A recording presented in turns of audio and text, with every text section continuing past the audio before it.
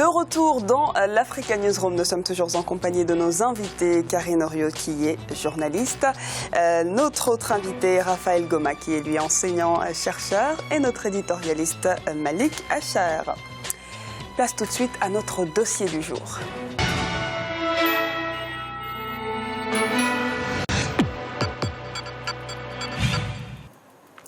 Focus donc sur l'ENETCOM, l'École nationale d'électronique de Sfax en Tunisie.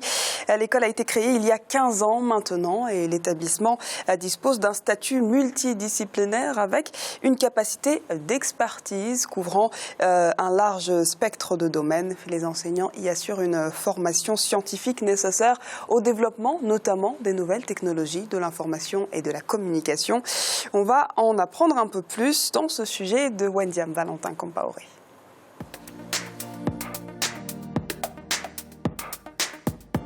L'Afrique manque d'ingénieurs. C'est le constat fait par la Fédération africaine des organisations d'ingénieurs qui estime que le continent dispose actuellement d'un ingénieur pour 10 000 habitants contre un pour environ 300 habitants en Europe. Cette situation est un frein constant à la croissance économique. C'est la raison pour laquelle de nombreuses écoles publiques et privées de haut niveau se sont inscrites dans le créneau de la formation sur le continent au cours des 10 dernières années. La difficulté pour les entreprises et les futurs étudiants est d'identifier les centres du savoir qui garantissent une juste adéquation entre l'offre de formation et les exigences professionnelles. En Tunisie, l'ENETCOM, École nationale d'électronique de Sfax, fait partie des pionniers de son domaine. Cet établissement d'enseignement supérieur créé en 2002 a pour mission la formation d'ingénieurs de plusieurs domaines.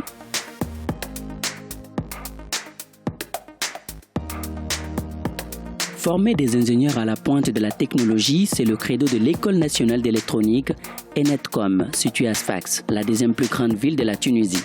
Elle propose des formations appuyées sur une large variété de disciplines scientifiques, électronique, télécommunications ou encore informatique industrielle.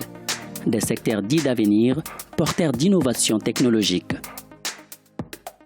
L'Afrique, on a beaucoup de ressources, on a beaucoup de bonnes choses, mais l'Afrique maintenant, c'est un continent qui est en plein développement et vous savez que l'ingénieur, c'est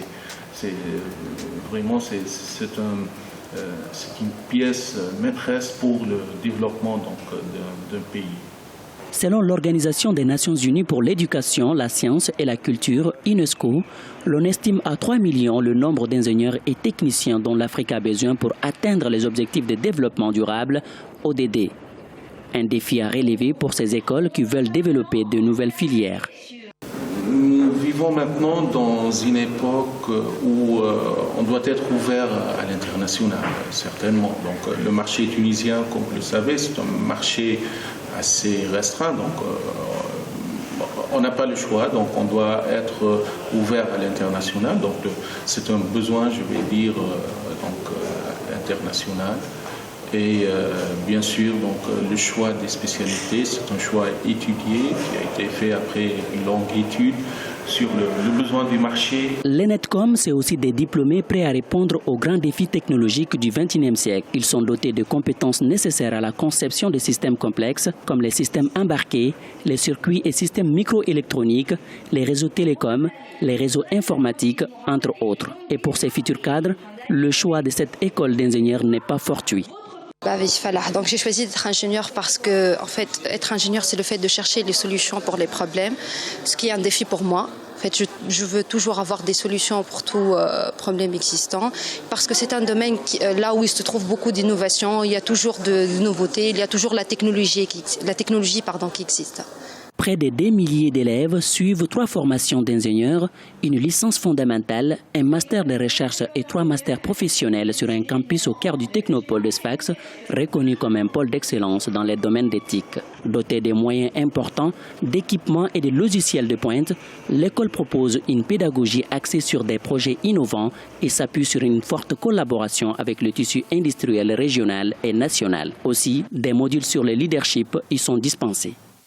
La formation à l'École nationale d'ingénieurs et de télécommunications de Sfax, en fait, elle a été réformée. Donc, en termes de modules transversaux, ils ont une formation un peu exhaustive. Ils commencent par un module de management de l'entreprise pour avoir une connaissance globale sur le milieu de l'entreprise, de l'industrie et de l'économie de manière générale. Par la suite, au niveau de la deuxième année, ils commencent par le module leadership et animation d'équipe, parce qu'en tant qu'ingénieurs, ils vont être amenés à être des chefs de projet ou bien à travailler au sein d'équipe. Donc voilà, on va voir là plutôt leur aspect psychologique et les compétences sociales pour être dirigeants, pour pouvoir gérer des équipes avec des méthodes qui sont assez nouvelles, telles que la méthode Agile, la méthode Scrum. Selon la Banque africaine de développement, 12% des réserves pétrolières mondiales et plus de 95% des réserves des métaux se trouvent en Afrique. Il est donc important qu'un accent soit mis sur la formation dans les États africains. Les écoles d'ingénieurs qui se créent sur le continent sont polytechniques ou spécialisées avec des formations orientées vers la géologie, l'informatique et les statistiques, entre autres. L'ambition de ces centres de formation étant de doter le continent des ressources humaines de qualité pour une gestion optimale de son important potentiel en ressources naturelles.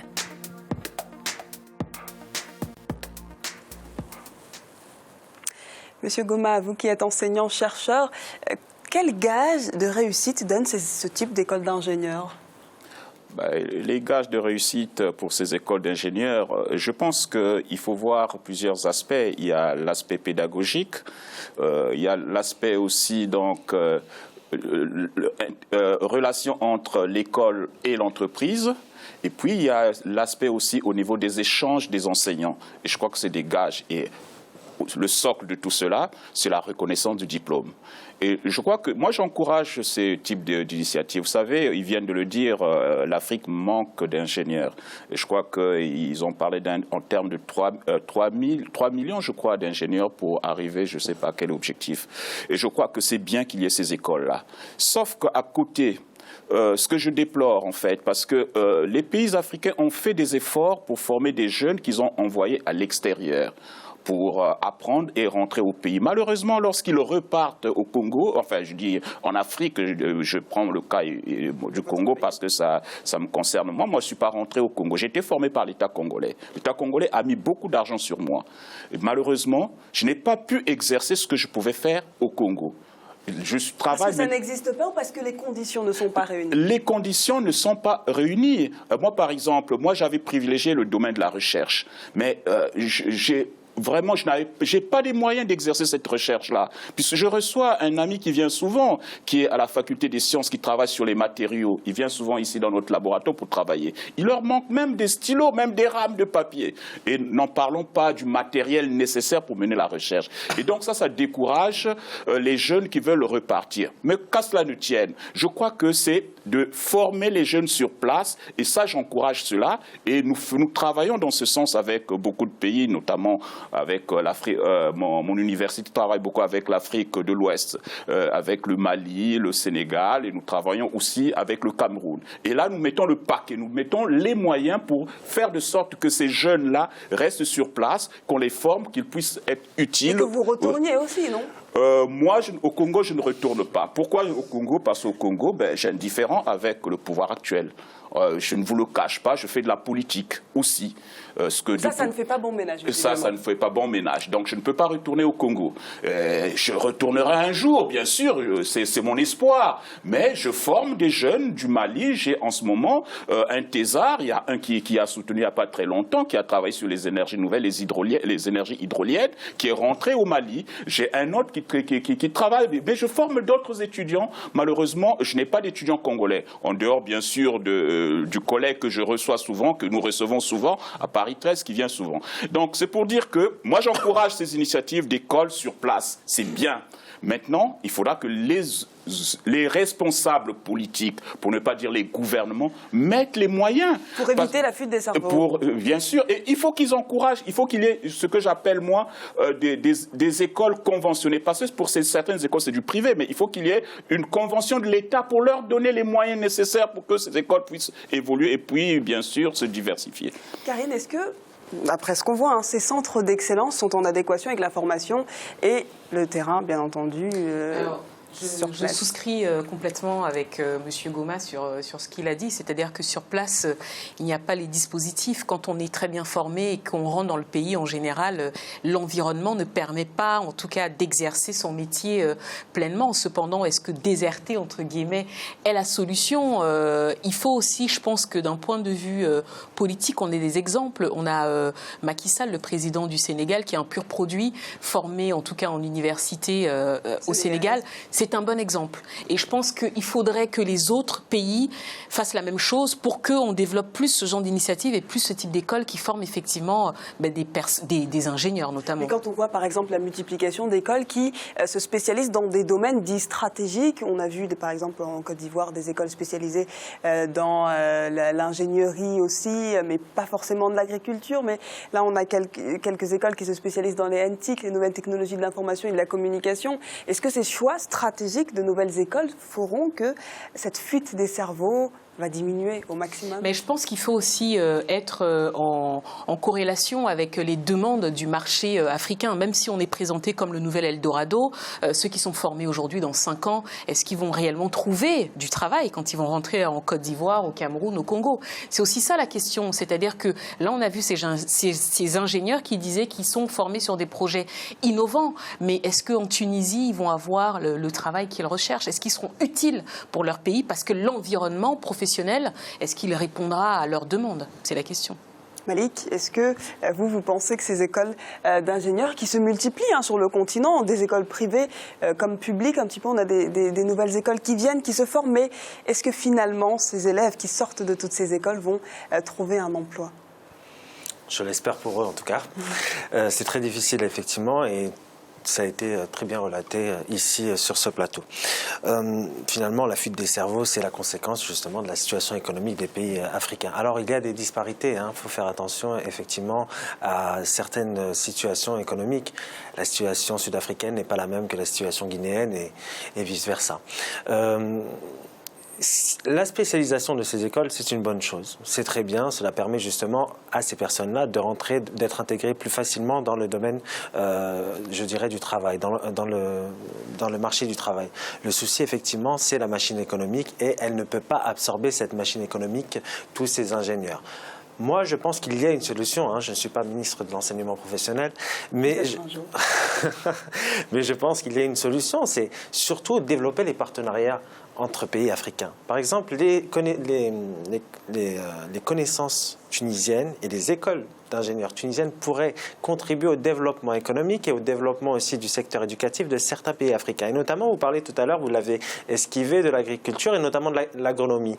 Nos pays africains, l'Afrique subsaharienne, ces pays-là ont besoin de compétences dans le domaine agricole. Et au lieu de les chercher en Europe, pourquoi ne pas les chercher par exemple en Tunisie? Mais est-ce que ça intéresse les élèves aussi? Il faut séduire. Écoutez, si vous mettez les moyens, si vous leur proposez d'avoir un salaire décent, si vous leur proposez d'avoir une expérience professionnelle unique, parce que, écoutez, les Tunisiens sont très ouverts vers l'Afrique, certains visent l'Europe, mais ils ont vu que l'Eldorado européen, ce n'est plus ce que c'était comme avant. Ils ont cette lucidité. Mais à nous, aux autorités, plutôt de leur proposer un nouvel Eldorado. C'est l'Eldorado africain, c'est de leur dire, vous êtes sur un continent où il y a d'énormes potentialités, au gouvernement de mettre en place des coopérations communes. Et c'est ce qui fait défaut, malheureusement. Et je vous rassure aussi qu'en Afrique subsaharienne, nous avons aussi des compétences formidables qui pourraient aussi aider d'autres pays africains, notamment de la rive nord.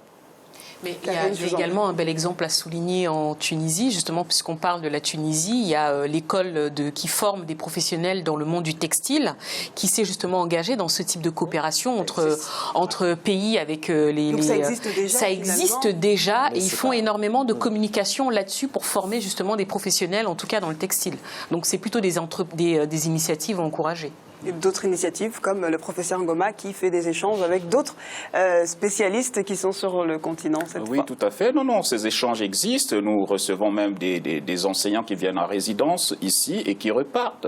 Il y a aussi des étudiants qui viennent et qui repartent. Donc je crois que c'est encouragé. Et pour revenir dans le domaine dont parlait Malik, de l'agriculture, il y a des Marocains, des ingénieurs marocains qui partent en Afrique pour aider ces pays-là, pour pouvoir vraiment... Il faut que ça soit sur une autre dynamique. Il faut accélérer le processus. Parce que sinon, on sera toujours toujours dépendants d'une certaine coopération vis-à-vis de la rive nord et notamment de l'Europe. Et c'est effectivement encouragé. On va à présent procéder au rappel des titres qui ont été développés en début d'émission, avec d'abord en Guinée. La cérémonie de signature de l'accord a finalement eu lieu ce lundi. Dans un même temps, au moins 5 personnes ont été tuées ce même lundi à Conakry lors de violents heurts entre forces de l'ordre et manifestants. Les heurts ont éclaté au lendemain de la signature d'un accord entre syndicats et gouvernement destiné à mettre fin à la grève des enseignants qui dure depuis le 6 février. Autre titre avec le remaniement ministériel au Burkina Faso. La composition du gouvernement Paul Kabatieba II a été dévoilée ce lundi. On note les départs du ministre de l'Enseignement supérieur, de l'économie numérique et surtout l'arrivée de Jean-Claude Bouda à la Défense nationale. Nous allons marquer une courte pause, ne bougez pas. On se retrouve dans quelques instants pour la suite de l'Africa Newsroom.